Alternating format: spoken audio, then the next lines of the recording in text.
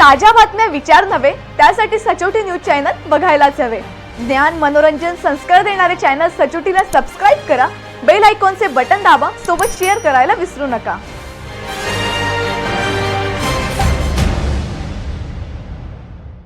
Shalarth ID घोटाळ्यात 14 लोकांचे जामीन अर्ज फेटाळताच बड्या अधिकाऱ्यांसह संस्था चालक आणि मुख्याध्यापकावर अटकेची टांगती तलवार आहे। न्यायालयाने फक्त दोघांना जामीन मंजूर केलाय। 15 लोकांनी अटकपूर्व जामीन अर्ज दाखल केला, त्यावेळी सरकारी वकिलांनी विरोध केला। वरिष्ठ पोलीस निरीक्षक रामदास शेळके यांनी न्यायालयासमोर भक्कम बाजू मांडताना पुरावे सादर केले, त्यामुळे गुन्ह्याचे गांभीर्य कोर्टाच्या नजरेस आले, म्हणून कोर्टानेही कडक ताशेरे ओढले। जामीन फेटाळल्याने आरोपी फरार झाले असून पोलीस शोध घेत आहेत। त्यात शरद शिंदे, ॲडव्होकेट किरण पाटील यांचा तपास सुरू आहे।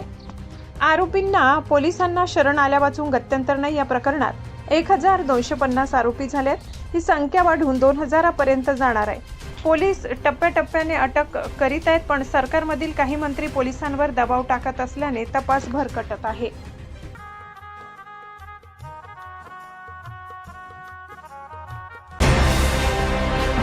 ताज्या बातम्या विचार नव्हे त्यासाठी सचोटी न्यूज चॅनल बघायलाच हवे। ज्ञान मनोरंजन संस्कार देणारे चॅनल सचोटीला सबस्क्राइब करा, बेल आयकॉनचे बटन दाबा, सोबत शेअर करायला विसरू नका।